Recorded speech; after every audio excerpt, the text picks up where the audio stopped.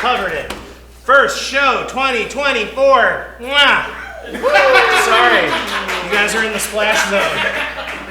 It's okay, it's all good. We're all safe. Yeah. Hello and welcome, Grand Rapids. Thank you for joining us this evening. I'm your anchor, Josie Sabo. And I'm your other anchor, Sean Francis. And because you've been trying not to drop the ball on your resolutions that you started when the New Year ball dropped, we are dropping you the local, national, and world stories that you may have missed, ball. You're welcome, Grand Rapids. This is NewsFlash. Dong ding! Ooh, that's a very high one. Our top stories tonight. We've been off for 2 weeks now, and actually I've been off for 4 weeks on vocal rest because, yeah, we'll get into that. A lot has happened into a relatively short amount of time. So here is a quick recap of everything that we missed reporting on since our final show of 2023.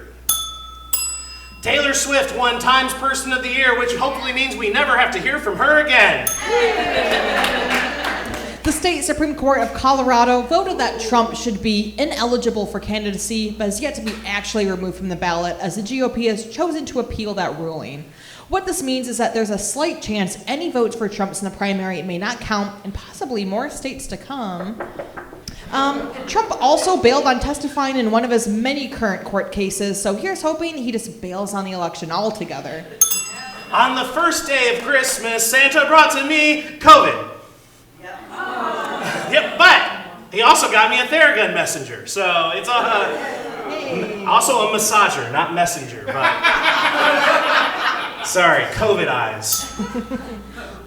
Gypsy Rose Blanchard was released from prison 8 years after the murder of her mother from medical abuse and instantly became the internet's mother, with thousands of people showing their support for the victim, calling her a see you next Tuesday queen, which apparently is a good thing now? I don't know. Meanwhile, Republicans have yet again voted to open an impeachment inquiry on Biden, despite having no actual accusation of any crime committed. Projecting much? John Mayer reported to Anderson Cooper and Andy Cohen's New Year's Eve from a cat cafe. And that is not a joke. That's just a real clip. Yeah. Good for him. Meanwhile, Dick Clark's ghost is still trapped at NBC Studios, only to be released one night of the year when he possesses Ryan Seacrest. Mm-hmm. Speaking of cat cafes, Cat Williams dumped out an entire pot of tea in a podcast with Shannon Sharp, exposing a bunch of celebrities for supposedly being members of the Illuminati, but also unfunny losers. Looks like he's entered his Trump era. The Golden Globes were last night, and the biggest winners were Oppenheimer and Succession, with historic wins by Lily Gladstone, Ali Wong, Stephen Yeun as the first wins in their categories for Indigenous and Asian actors. Woo-hoo! Also, Ricky Gervais won the first ever Golden Globe for a new stand-up category, beating out a bunch of women and black comedians for a painfully unfunny hour of transphobic bullshit. And he didn't even show up for his award. So maybe all these claims about cancel culture being out of control, maybe they can just take this trophy and shut the hell up. U of M won the Rose Bowl on New Year's Day and tonight are in the national championship for the first time in 25 years, which has literally caused us to have to reschedule several performers for tonight. Yep, so everyone on the lineup and in this room tonight, congrats, you don't give a shit about sports. Yeah! Apparently this guy thinks the Detroit Lions might go to the Super Bowl. They won't, but be lucky he's not us, and we don't care. We're all just a bunch of blissfully happy nerds. Happy 2024, everyone. All right, now back to our regularly scheduled jokes. Regular speed. Target released a limited edition Valentine's Day Stanley tumbler, which immediately sold out, leaving a lot of shoppers heartbroken. But no fear, Stanley fans can reignite old flames by setting up a speed sipping night at home with the other 28 tumblers already in their cupboards. Just like everyone's favorite movie, When Harry Met Stanley. Meanwhile, some people are wondering why so many people are suddenly interested in hockey again. Genetic testing company 23andMe is dabbling in a new field, gaslighting.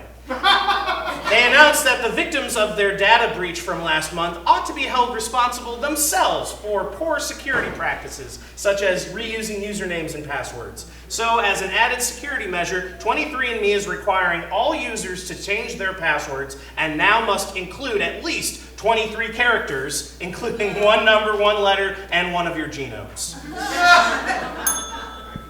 Oh, they're also victim blading the actual user data results. If you don't want people to know your information, why are you sending your spit in the mail? Why weren't you born into a better family? Why can't you just be less Irish? Why were you wearing what you were wearing?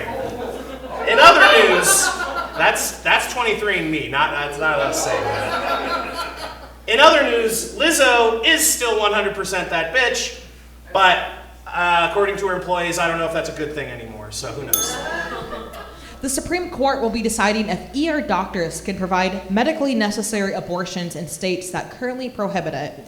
In other news, Supreme Court will soon also be deciding if lifeguards are allowed to rescue drowning victims in no swim zones, if park rangers can rescue citizens lost in no trespassing zones, or if people who fall into zoo exhibits should just get shot with tranquilizer darts and left for tiger food.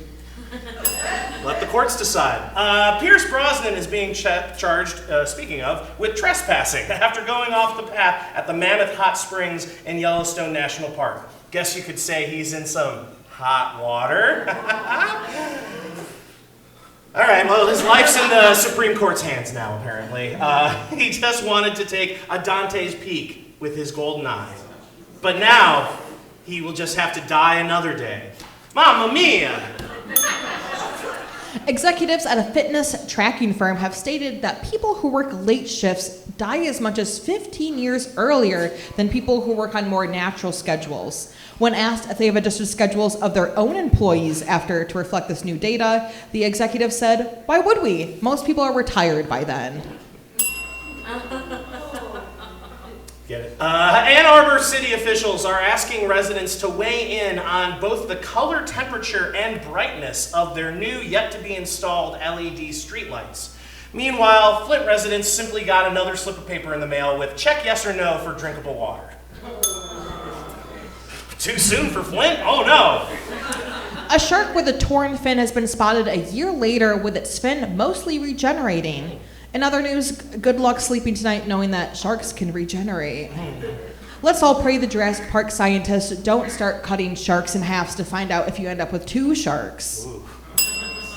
After 34 years, a 13-year-old boy has become the first human to actually beat the game Tetris.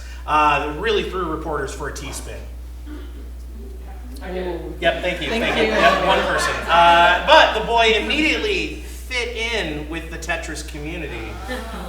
He was supposed to attend an awards ceremony this month, but since he completed the game, suspiciously, the kid and his entire family line have disappeared.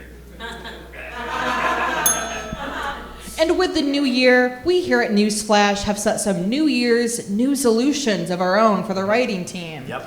Number 1, no Elon Musk stories. This is a must. It's a must.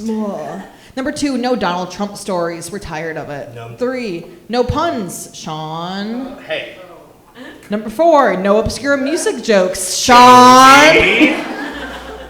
But that doesn't really leave us with much of a show. So, what do we do like now? 90% of the show. Well, looks like we're going to have to pivot to what real news stations are doing.